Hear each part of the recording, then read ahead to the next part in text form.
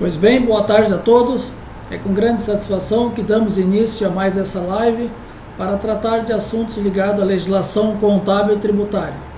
Meu nome é Reginaldo da Silva dos Santos, integrante do quadro de profissionais da CCA, Consultoria e Assessoria Contábil e Tributária. Nesse primeiro módulo eu vou tratar da legislação federal. Na sequência, o colega André vai tratar da legislação previdenciária e, por último, o colega Luiz Antônio irá tratar da legislação estadual e municipal. Pois bem, vamos dar início aos pontos. O primeiro ponto que a gente traz aqui para a apresentação diz respeito à DCTF Web versus a compensação cruzada. E por que a gente traz esse ponto? Porque agora na sexta-feira da semana passada, muitas empresas aderiram à antecipação para a entrega da DCTF Web a partir de março de 2021, que antes seria somente a partir de julho. Então, e por que muitas empresas fizeram essa antecipação? Que o prazo se encerrou no dia 19 da semana passada. Para poder fazer a compensação de créditos, créditos que são ligados aos demais tributos, com débitos previdenciários, ou vice-versa. Ocorre que nós recebemos algumas consultas de empresas que fizeram essa opção, perguntando quais créditos poderiam usar para fazer a compensação cruzada. Então nós gostaríamos de frisar, deixar registrado, que a compensação cruzada, no caso dessas empresas que fizeram a opção para antecipação a partir de março da entrega da DCTF Web, ela só vai valer para a compensação de débitos e créditos gerados a partir de março de 2021. Ou seja, não será permitido fazer a compensação cruzada de créditos anteriores a março, com débitos posteriores, ou vice-versa. Então, a compensação cruzada, ela só é permitida a partir do ingresso na obrigatoriedade da entrega da CTF Web, que é março. Então, o crédito e o débito na compensação cruzada, eles têm que ser obrigatoriamente gerados a partir de março. Então, os créditos gerados anteriormente não vão ser passíveis de compensação cruzada. Segue a compensação ou restituição ou ressarcimento na via normal, como vinha ocorrendo anteriormente. Então esse seria o registro sobre a DCTF Web na compensação cruzada. Agora nós temos na legislação do PIS e da COFINS, a gente traz aí que no final do ano passado, saiu uma decisão do CARF aí de interesse para as empresas importadoras, né? Então, principalmente com aquela discussão de quais insumos, quais gastos podem ser considerados como insumo para aproveitamento de crédito. E uma grande discussão que vem sendo debatida com a Receita Federal, os contribuintes têm travado uma batalha muito grande, é sobre os gastos das despesas aduaneiras, né? Os desembolsos todos, onde a Receita Federal tem feito uma restrição a vários desembolsos.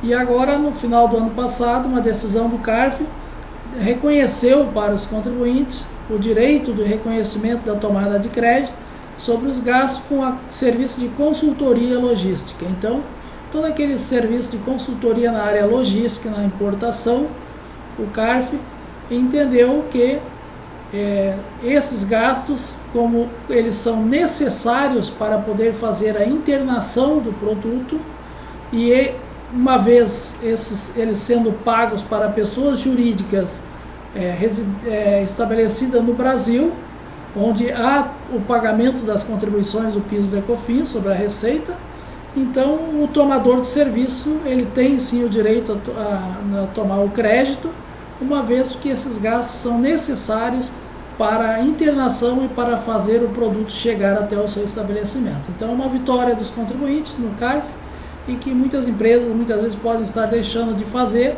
sobre o risco de glosa, mas agora aqui já é um precedente que realmente traz mais uma vantagem, uma vitória para os contribuintes sobre essa tomada de crédito. Tá ok? E agora, por último, nós vamos tratar sobre a CBE, né?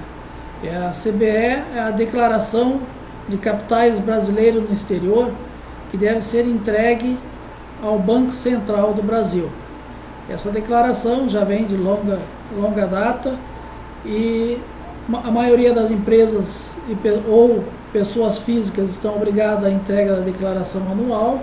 Existe também uma declaração trimestral, nós vamos ver mais adiante. Mas esse ano o Banco Central deu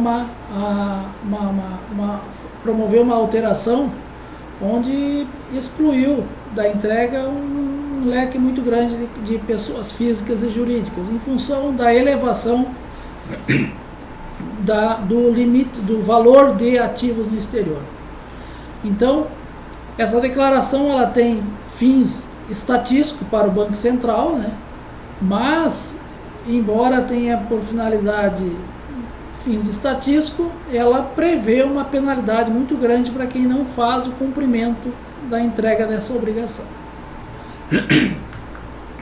Quem é que deve declarar ao Banco Central a existência de ativos no exterior? Então, pessoas físicas e pessoas jurídicas residentes, domiciliadas ou com sede no país. Então, todas as pessoas físicas e jurídicas residentes ou domiciliadas com sede no país, uma vez estando obrigadas à entrega em função do montante dos ativos existentes no exterior, ficam obrigadas à entrega. Então não tem como deixar de fazer a entrega. E quais são esses limites para a entrega? Tá. O primeiro dele seria aquelas pessoas físicas e jurídicas que estão obrigadas a fazer a entrega de forma anual. Então, para do ano calendário de 2020, que a entrega se dá agora em 2021, dezembro de 2020, seria aquelas pessoas físicas e jurídicas cujo somatório dos valores dos ativos do exterior totalize um montante igual ou superior a $1 milhão nos Estados Unidos da América, com base em 31 de dezembro. Então, até o ano de 2019, cuja entrega se deu lá em 2020, esse limite era de $100 mil. Então, aqui o Banco Central basicamente aumentou o limite, passando para superior a $1 milhão. Então, todas aquelas pessoas físicas e jurídicas que têm ativos de valores inferior a $1 milhão, mas superior a $100 mil, que no ano passado estavam obrigadas à entrega, esse ano ficam desobrigadas. Então, seria anualmente. Então, para 2020, o limite é igual ou superior a $1 milhão de ativos. E depois nós temos aquelas pessoas físicas ou jurídicas que estão obrigadas a fazer a entrega de forma trimestral. Mas esse seria só para aqueles que possuem ao final de cada trimestre ativos no montante igual ou superior a $100 milhões. Então, realmente é um grupo muito restrito de pessoas físicas e jurídicas para entrega. A grande maioria está no primeiro grupo, que é anual, que é superior a $1 milhão. E quais são os prazos de entrega? Então, os prazos de entrega daquela declaração anual. Então, nós temos 31 de dezembro de 2020, no caso. A entrega se iniciou agora em 15 de fevereiro e se encerra às 18 horas do dia 5 de abril de 2021. Então, se não ocorrer nenhuma alteração até lá,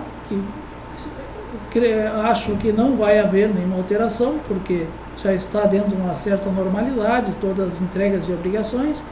Então, todas aquelas pessoas físicas e jurídicas que em 31 de dezembro de 2020 eram detentoras de ativos no exterior de valor igual ou superior a $1 milhão, têm que cumprir com essa obrigação. Até o dia 18 horas do dia 5 de abril, fazer a entrega da declaração ao Banco Central. Essa declaração ela é entregue gerada de forma online, né? Então, o contribuinte, a pessoa física ou jurídica, entra no site do Banco Central, baixa com a sua senha o programa e já digita e faz de forma online. E com relação àquelas pessoas físicas ou jurídicas que são detentores de ativos no exterior de valor superior a 100 milhões de dólares, o prazo de entrega fica para 2021, no primeiro trimestre, entre os dias 30 de abril e às 18 horas de 7 de junho de 2021. Segundo trimestre, entre os dias 2 de agosto e às 18 horas de 6 de setembro de 2021. E no terceiro trimestre, entre o dia 1º de novembro e às 18 horas do dia 6 de dezembro. Então esses são os prazos, né, de entrega.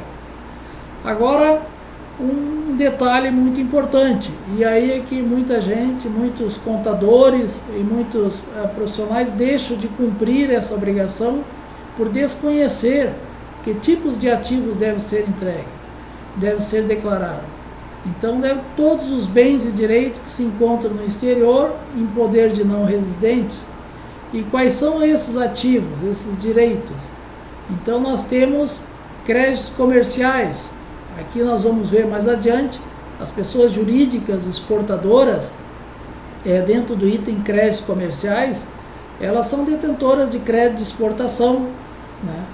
E vocês vejam que o limite de $1 milhão é um limite para muitas empresas baixo. Então, muitas empresas são detentoras de crédito de exportação, certamente estão obrigadas à entrega dessa declaração. Então, nós temos crédito de exportação. As empresas importadoras que fazem adiantamentos para importação de bens ou serviços, se em 31 de dezembro possuir no seu ativo créditos relativos a adiantamento para importação de mercadorias ou de serviços, ou intangíveis também, elas sendo de valor superior a $1 milhão, somatório de todos os seus ativos, somados às aplicações, mais os créditos comerciais de exportação, estão obrigados também à entrega. Também, dentro de bens e direitos, estão os depósitos no exterior, depósito em contas correntes, as aplicações financeiras no exterior, derivativos, aplicações em títulos. Então também são aplicações que fazem parte do somatório. Os empréstimos em leasing de ativo financeiro, investimento direto, então todas aquelas pessoas físicas ou jurídicas que são detentoras de participações no exterior de investimento direto, portfólios de participações societárias, títulos de dívidas, né, e outros ativos também, como bens imóveis, né, bens imóveis, máquinas e veículos de valores também expressivos. Então todos esses ativos compõem o leque dos bens que, somados, ultrapassados os limites, ultrapassado a $1 milhão para as empresas ou pessoas físicas que o patrimônio é superior a $1 milhão, ou de $100 milhões para os demais. Então, em termos de obrigação, seria essa. O que eu já tinha falado já na definição de créditos comerciais, né? Com relação aos ativos, tá? O que deve ser visto? Muitas pessoas físicas ou jurídicas que possuem aplicações financeiras ou contratos de títulos de dívidas, existem muitas vezes ativos que estão de situação negativa, ou seja, provisões negativas. Para fins do somatório do montante de $1 milhão, acima de $1 milhão, devem ser considerados somente os valores positivos. Ou seja, tem muitas empresas, pessoas físicas que têm investimentos no exterior e investimentos que muitas vezes estão com provisões negativas. Para fins da carteira do detentor desses ativos no exterior, ele sabe que o valor de resgate ou o valor de liquidação dos seus ativos vamos supor, pode ser $900 mil, mas porque ele está considerando ali dentro um ajuste negativo, vamos supor, de $200 mil. Mas para fins do Banco Central, o que deve ser considerado são somente os valores positivos. Então, aqueles valores negativos eles devem ser desconsiderados para fins da determinação do limite de $1 milhão, que é o nosso caso de anual aqui. Então, no caso das exportações também, as exportações vencidas, de prazo superior a 30 dias, vencidas ou não, todas devem ser consideradas para fins do limite. Só não deve ser considerada aqueles ativos de exportação que são considerados como à vista. Então, só esses que não entram, porque os créditos à vista não entram como crédito comercial. Então, esses seriam os limites. Em termos de penalidades, né, embora o Banco Central tenha aumentado o limite o teto para obrigação, passado de $100 mil para $1 milhão, as multas continuam as mesmas, então não houve alteração nas multas. Então a multa máxima ela é de R$250 mil, né, conforme estabelecido na legislação, e no caso da entrega em atraso é 1% do valor sujeito à declaração e a multa máxima é R$25 mil. Prestação de informações incorretas ou incompletas, 2% do valor sujeito à declaração, a multa máxima R$50 mil. Deixar de apresentar a CBE ou não apresentação da documentação comprobatória, 5% do valor sujeito à declaração e a multa máxima R$125 mil. E prestar informações falsas na CBF é 10% do valor sujeito à declaração e a multa máxima R$250 mil. A multa por entrega em atraso ela fica sem redução, então aquela pessoa física ou jurídica que deixar de apresentar a CBE no prazo, mas fizer a entrega dessa CBE em até 30 dias após o prazo previsto, então dentro dos 30 dias após o prazo previsto, a multa ela fica reduzida para 10%, então ela sofre uma redução de 90%. E se entregar após a data prevista e até de 31 a 60 dias, a redução é de 50%. Então, com relação à legislação federal, o recado que a gente gostaria de dar seria esse. E desejamos um ótimo final de tarde e uma ótima semana para todos. Ficamos à disposição para as consultas e, na sequência, passo a palavra então ao colega André, que vai tratar da legislação previdenciária.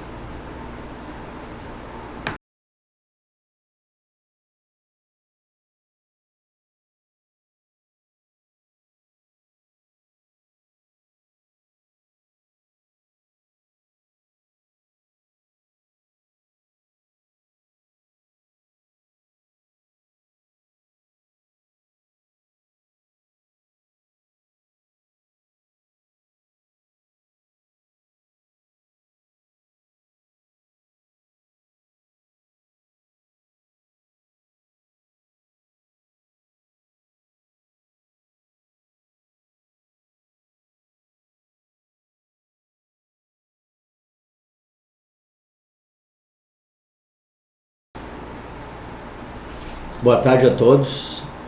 Nas lives das últimas 3 semanas, nós tratamos das instruções referentes à elaboração da DIRF.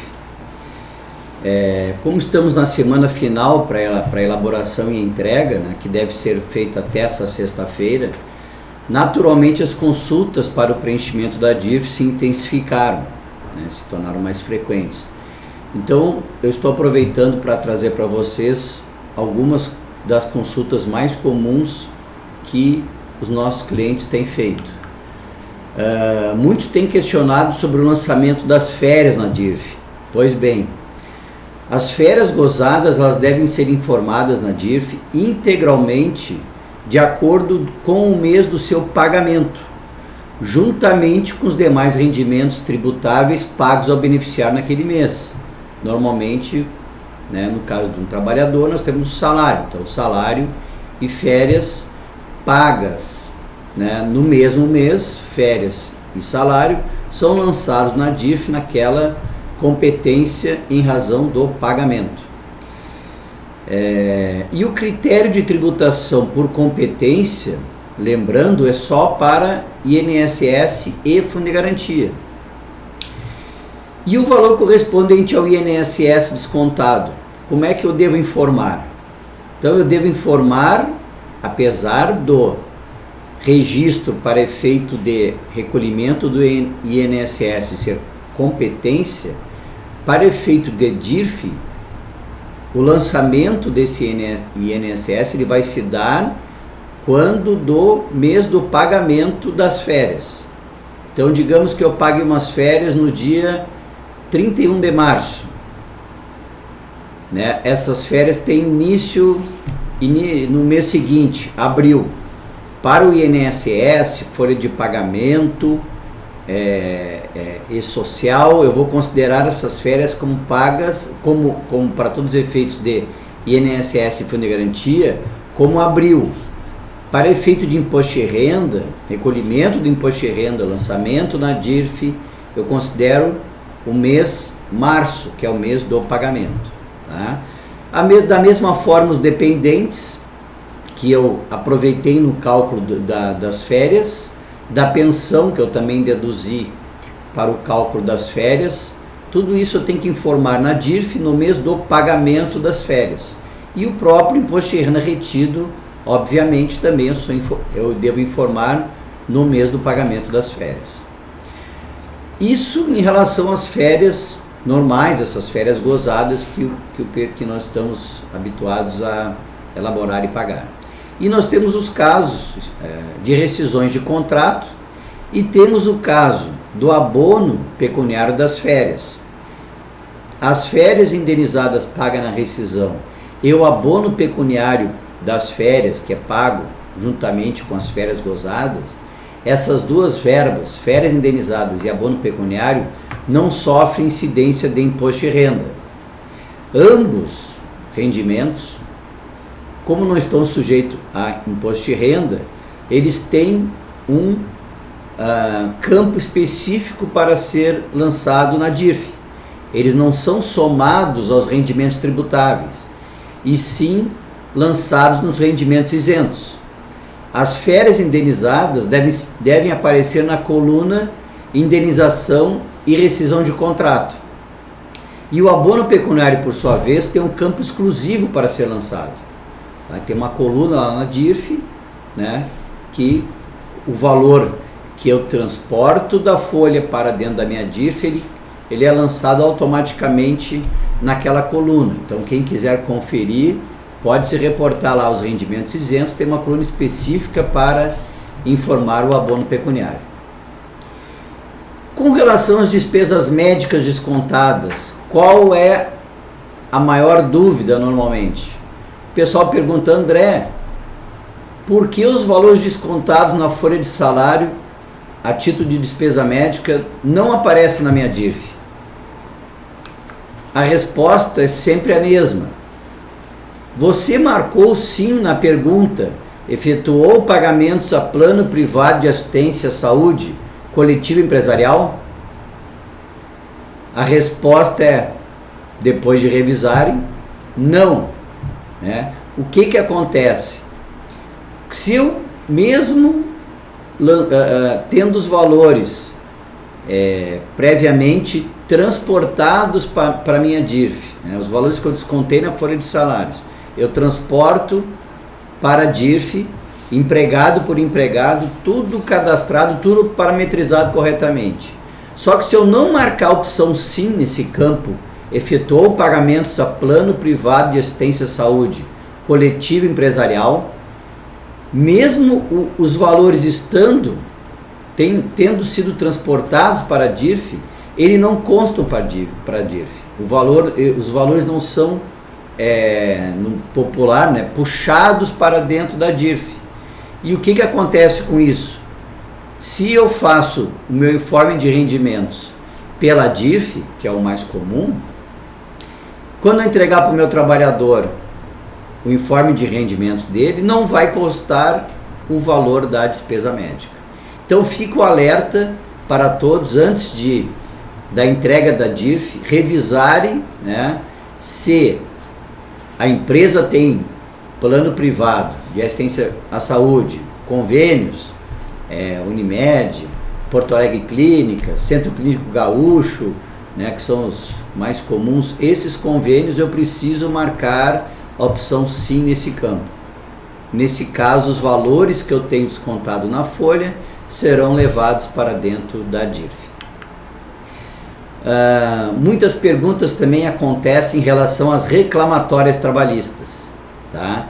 Dentre os rendimentos recebidos acumuladamente, o mais comum são as reclamatórias trabalhistas, né? Que nós chamamos de RRA, rendimento recebido acumuladamente.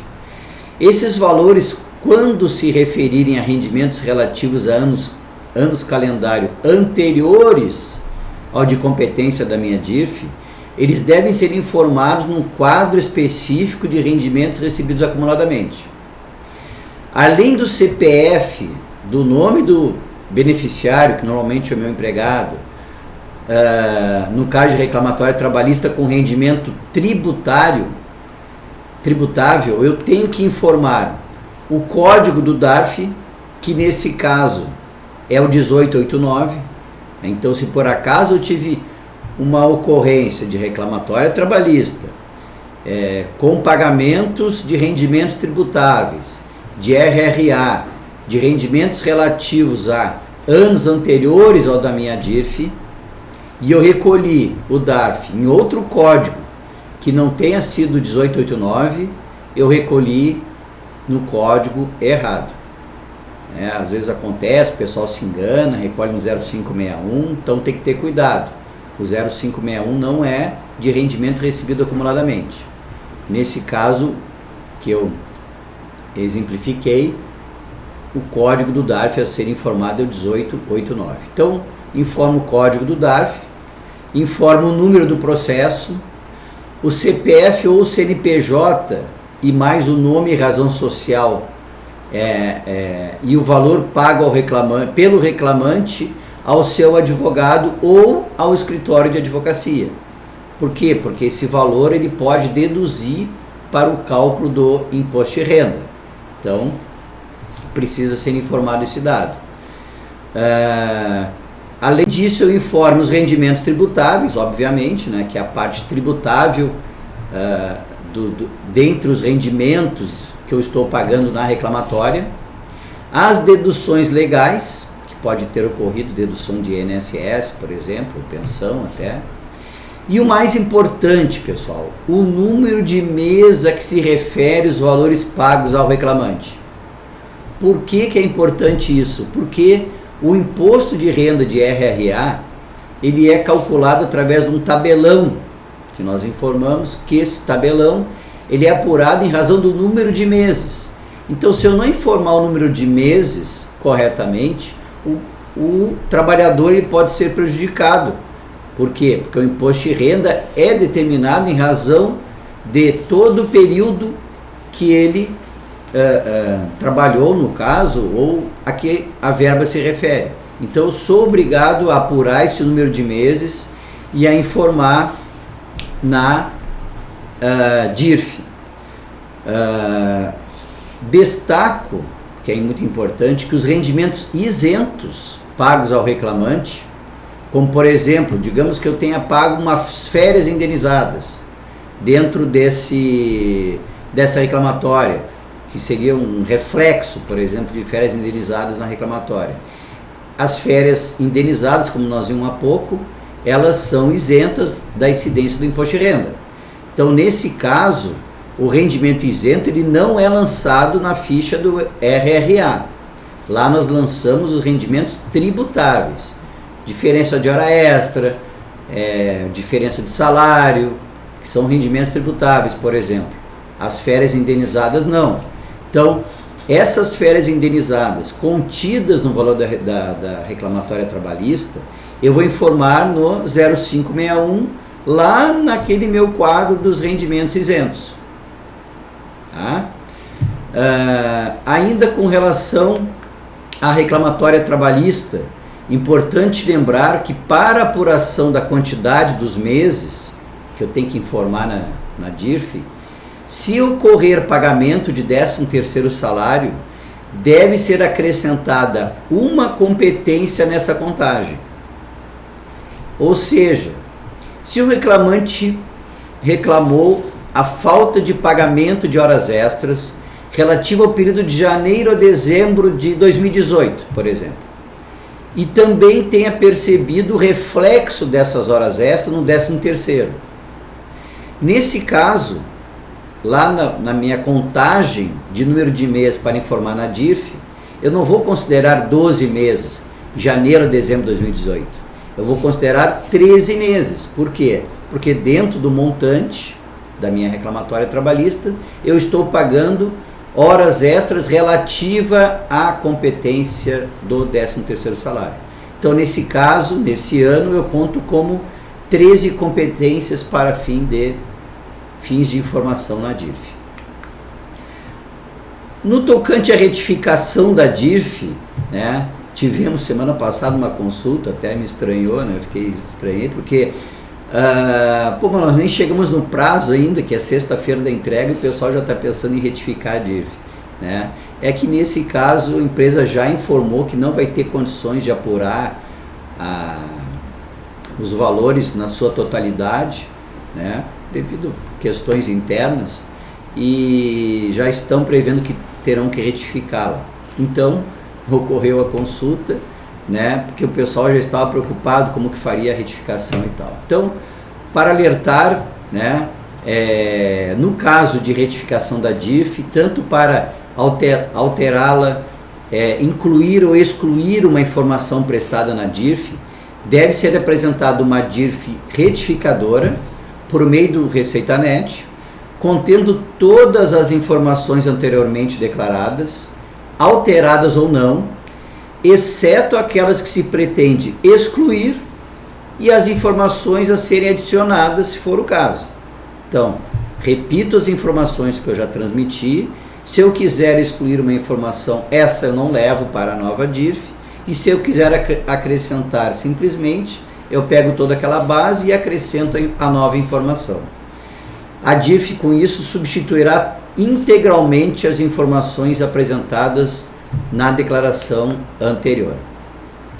E por fim, gostaria de mais uma vez alertar, aproveitando que nós estamos na última semana de apresentação da DIRF, que da importância de, antes da transmissão da DIRF, realizar ao menos uma conferência básica, que seria confrontar os impostos informados na DIRF com o montante do imposto de renda e das contribuições sociais retidos no ano calendário.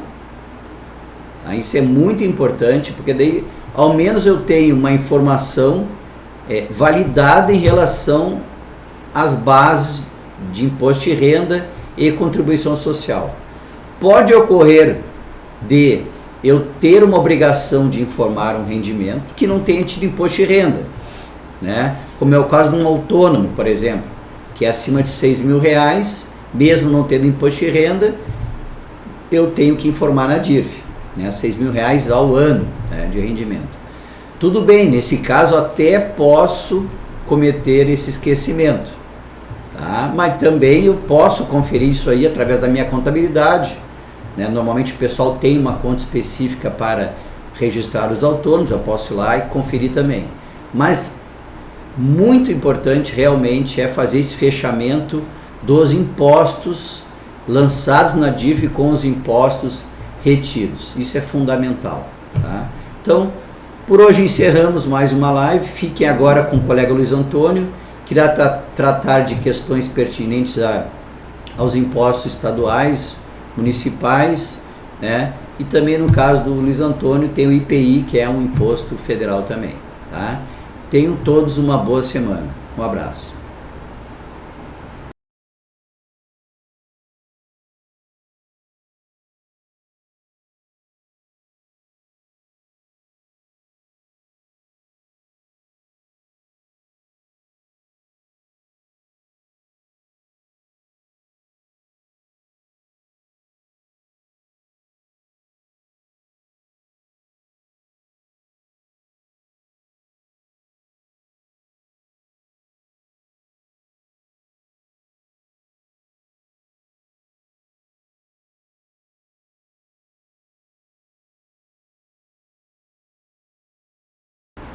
boa tarde a todos. Então, dando continuidade ao painel tributário da CCA, vamos tratar agora de uma alteração vinculada à legislação federal no tocante ao IPI, o Imposto sobre Produtos Industrializados. A tabela de IPI sofre alterações em decorrência de adequações feitas na nomenclatura comum do Mercosul, que é o que regula a nossa tabela do IPI, né, em termos de códigos NCM, como são chamados, e tivemos uma adequação que foi realizada no código NCM 39233000 e foi promovida pelo ato declaratório da Receita Federal, número 1 de 2021, publicado no dia 18 de fevereiro agora, né? Dispondo então sobre essa adequação vinculada então ao decreto 8.950 de 2016, que exatamente trouxe a tabela do IPI ao campo tributário. Então, tendo em vista aquilo que o próprio decreto 8.950 dispõe no seu artigo 4º, né, que possibilita a alteração ou adequação, o ajuste da tabela através de resoluções da GSEX, e nesse caso teve uma publicação de uma resolução de número 93 da GSEX, agora de 2020, fazendo exatamente a adequação deste código, né, com mais 2 códigos incorporados. Então, passando então, né, a tabela a ter mais uma especificação nesse código. Então foram criados então códigos de classificação constantes do próprio anexo do ato declaratório, né, com descrição do produto e também observando as respectivas alíquotas. Em compensação, ficou suprimida então da tabela do IPI, né, aprovada pelo decreto 8.950, ficou suprimido o código de classificação 392330, ou seja, ele deixou de ser um código que abarca classificação de produtos, né, para ser uma posição onde funciona como um título, né, daquele item, no caso, né, da tabela, que engloba mais de uma classificação NCM, né? Então, isso é muito importante destacar, principalmente as empresas que se envolvem com os produtos de embalagens, garrafões, garrafas, frascos e artigos semelhantes, quanto a sua tabela ou tabela de códigos de produtos, né? Seja produtos próprios de que fabrica ou seja de aquisição também, as empresas que adquirem essas embalagens. Porque você tem lá no seu cadastro, né, seja de matéria-prima ou de produtos, um código que agora não é um código específico de produto. Ele foi alterado, né? Ele deixou de ser 39233000, ou seja, código completo, para ser 392330. Ou seja, depois desse 30 tem alguns subcódigos, né, ou itens daquele código ou posição da NCM, que agora ficou como se fosse um título desses 2 itens subsequentes. Então é importante, por quê? Porque este código agora ele não é mais utilizado como NCM normal de um item, de um garrafão, por exemplo, de uma embalagem, né, de uma garrafa. Não. Agora nós temos que utilizar aquilo que ficou estabelecido, né, no anexo deste ato declaratório e que motiva uma alteração na própria tabela do IPI, ou seja, consolidando essa alteração, ainda que seja através de um ato declaratório da Receita Federal, ainda que seja em decorrência de uma resolução GSEX, né, a tabela do IPI ficou modificada. Como? o código 39233000 passou a ser então 392330, parando por aí. Não tem mais alíquota neste código. Por quê? Porque ele não é mais uma posição completa, né? Ele ficou como um título, né? E agora nós temos 2 itens. O 39233010, né? Que são recipientes para gás liquefeito de petróleo, GLP, com alíquota de 15%, tal como era antes, quando era classificado direto na posição 392300, né? Agora, então, em vez de 00, nós temos o item 10. Então, nós temos que ir até a nossa tabela de classificação de produtos, né? Cadastro de produtos ou cadastro de insumos, se é pela entrada, né? Para alterar, colocar este item agora na classificação, tirando o 00 final e colocando o 10, né? Se for recipiente para gás liquefeito de petróleo GLP, a alíquota continua 15%. Nos demais casos, né, nós temos aí esboços de garrafas plásticas, inclusive com o X, que continuou também agora no código correspondente a outros, porque ali cabe vários outros produtos, né? Além dos recipientes de gás liquefeito de petróleo, todos os outros que se classificavam no 392330. Então agora o código 39233090, com a especificação outros, obviamente que cada produto tem a sua especificação, né? Então a alíquota permanece a mesma de 15% também. E também o X01, que tratava e continua tratando, né, de esboços de garrafas de plásticos fechadas, né, em uma extremidade aberta e na outra, enfim, tal como nós tínhamos antes na classificação geral, né, este X01, agora este X01, que é uma exceção à regra geral da alíquota de 15%, esse é o que significa X, ele exclui daquela regra geral de 15% e trata esse produto, que é um esboço para a formação, por exemplo, de uma garrafa PET, por exemplo, né? Então, este esboço, né, que é uma coisa minúscula, né, quando colocado numa máquina, se transforma numa garrafa grande, né?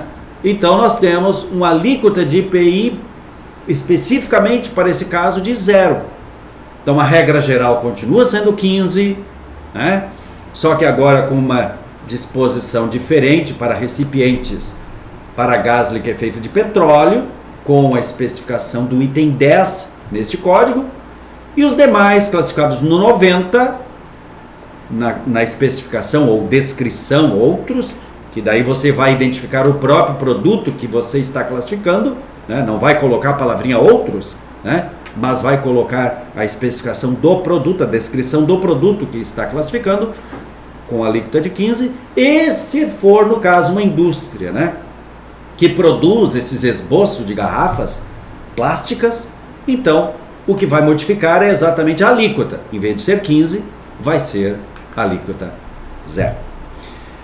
Então, sobre o IPI, era isso que eu queria trazer para vocês, e depois não tivemos nenhuma publicação de decretos alterando a legislação estadual, se bem que estamos aguardando com ansiedade, né, decretos sobre, por exemplo, diferimento parcial, né, que entra em vigor a partir de 1º de abril. Estamos aguardando também decretos ou instrução normativa que tratem, por exemplo, daquilo que ainda falta regulamentar no diferimento de produtos importados, né? E também em relação à própria possibilidade de apropriação de crédito presumido decorrente da venda destes produtos importados ao abrigo do diferimento, né? Nós temos 2 decretos já publicados dia 30 de dezembro, mas falta uma série de informações a serem a serem, digamos assim, disponibilizadas pelo Estado, né, como complemento desta regulamentação, seja a relação de mercadorias, que terão tratamento especial, né, em relação a este crédito presumido, seja também até mesmo por empresas que estarão beneficiadas com um tratamento especial. Estamos aguardando e, em princípio, deve ser publicado nesta semana, creio eu, porque entra em vigor dia 1º de março, né? Então já teremos na próxima semana a entrada em vigor, né, efetivamente, desses benefícios. Então estamos aguardando com ansiedade.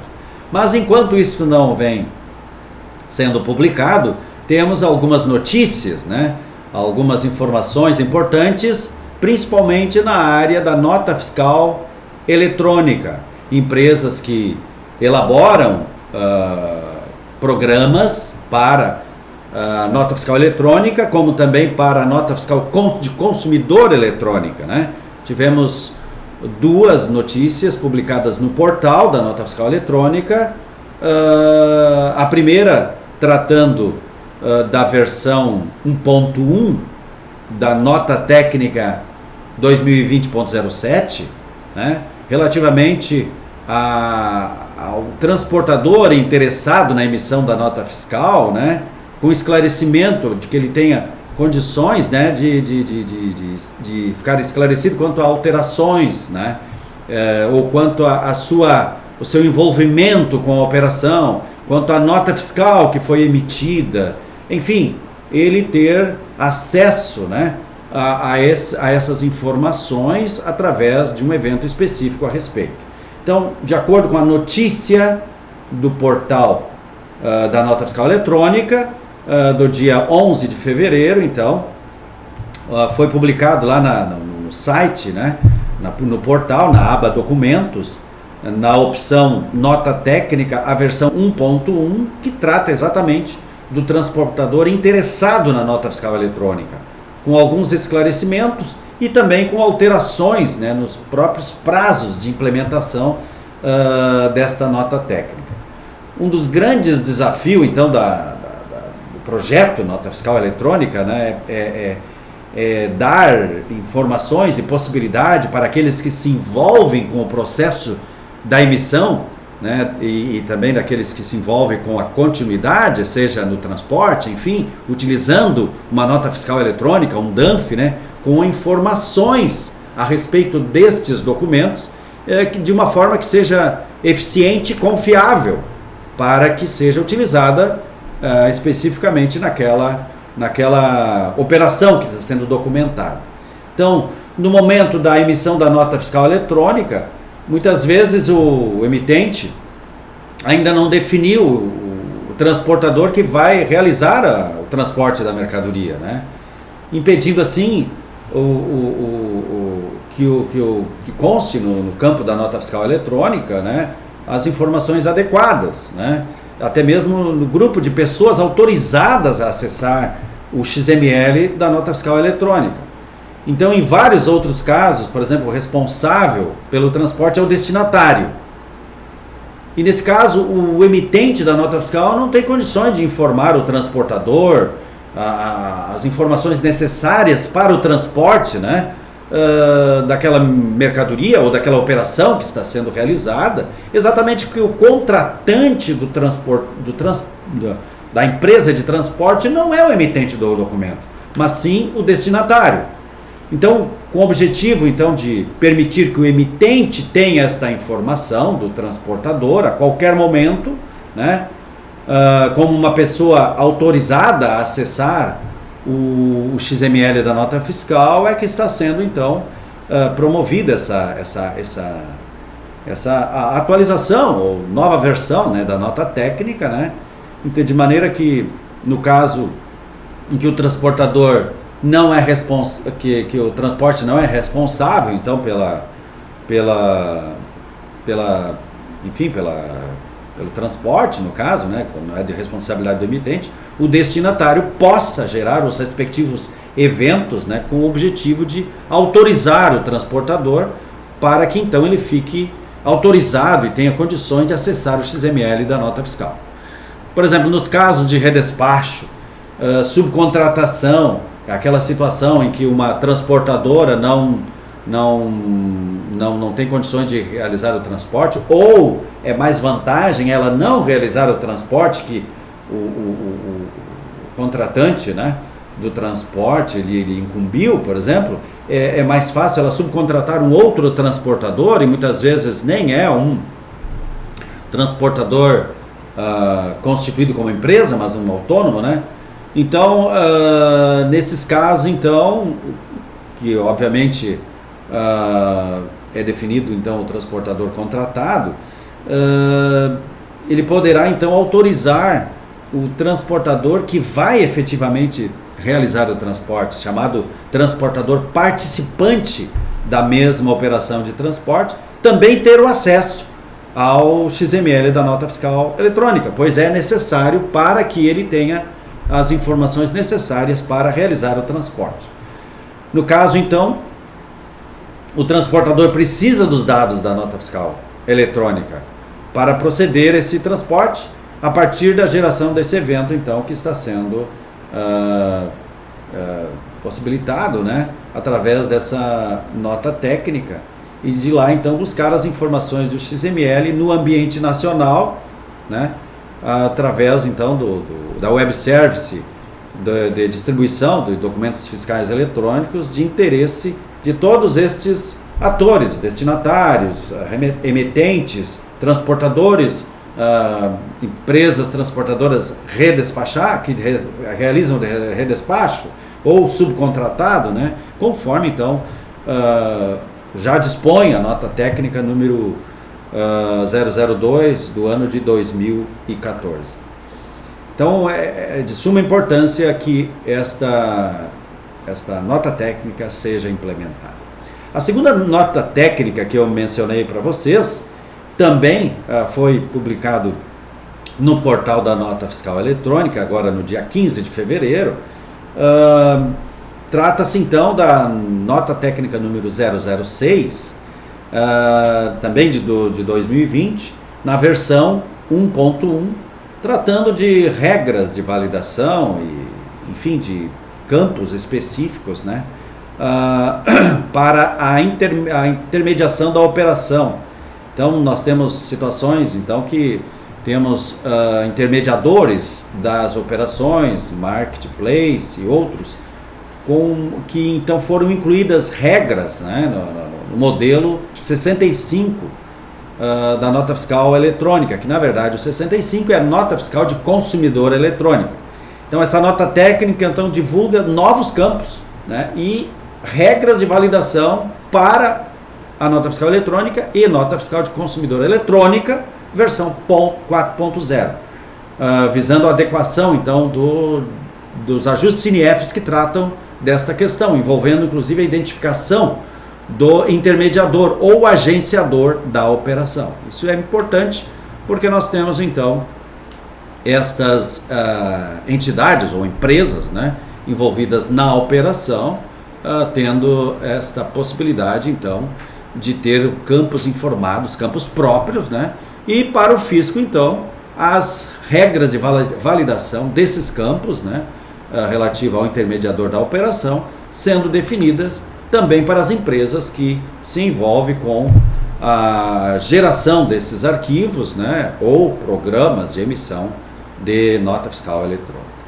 Para tanto, então, está definido então o prazo previsto para a implementação dessas mudanças, que é toda vez que é feito modificações ou implementações de arquivos vinculados à nota fiscal eletrônica, ou mesmo até mesmo a escrituração fiscal digital e outros informativos fiscais, nós temos um período de adaptação, né, que é chamado ambiente de teste nas empresas, né, em que a empresa pode então já fazer os testes adequados, e para esse caso desta nota técnica, né, para no caso o intermediador da operação, nós temos então desde o dia 1º de fevereiro essa possibilidade de fazer testes, empresas que se envolvem com a geração ou enfim, que realizam, né, programas para o computador para gerar essas notas fiscais eletrônicas e notas fiscais de consumidor eletrônico. O ambiente de produção, então, está previsto para o dia 5 de abril. 5 de abril, então, para já entrar em produção. Então, é importante que, de modo geral, né, estes são os prazos.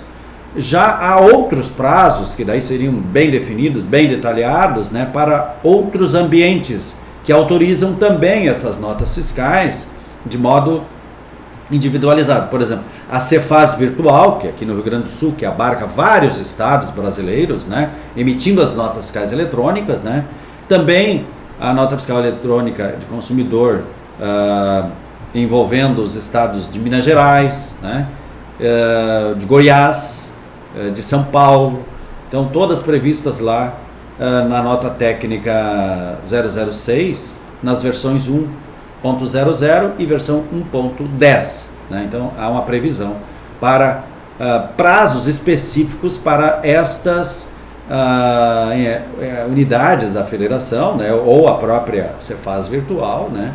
Nos seus respectivos ambientes autorizadores de documentos fiscais. Então, na parte federal do IPI, né, e também assim como na parte estadual, na parte normativa, né, estas seriam as alterações ou informações ou notícias que eu gostaria de trazer para vocês. E ficamos à disposição para perguntas, se houver a respeito.